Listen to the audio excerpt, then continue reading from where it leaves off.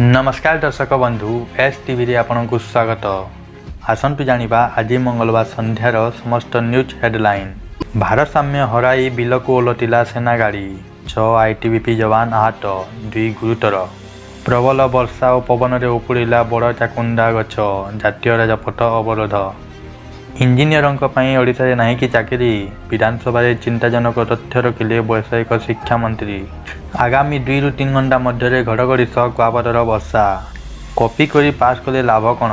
Matric परीक्षा बेले राज्यर विभिन्न भागरू आसिला खुल्लम खुला कॉपीर चित्र। भीमसा डाक्टरंक महनीयता, रोगी सह चट्टाण रे शोई चिकित्सा कले। पंजाब सरकार को हाईकोर्ट का प्रश्न, अमृतपाल को छाड़ी समस्ते गिरफ हेले। 80,000 पुलिस करुले कौन? सबू सारीदेला वर्षा, हिड़ मुंडरे कांदुची चाषी। कांग्रेस क्षमता को आसिले मिलिब मागणा बिजुली, ग्रेजुएट पाइबे मासिक 3,000 टंका। 2,000 टंकिया नोट एटीएम रखा मना कराइनी, निर्मला कहते। कोरोना संक्रमण राज्य में सामान्य वृद्धि पाई, 53 कोरोना संक्रमित। एमसीएल रे कार्यरत ठिका श्रमिकों जिलापाल अफिसर घेराव, 7 दफा दाबी रे विक्षोभ। मंगल ग्रह रे मिलिला ग्लासियर अवशेष, भूमध्य रेखा निकट में ठाब।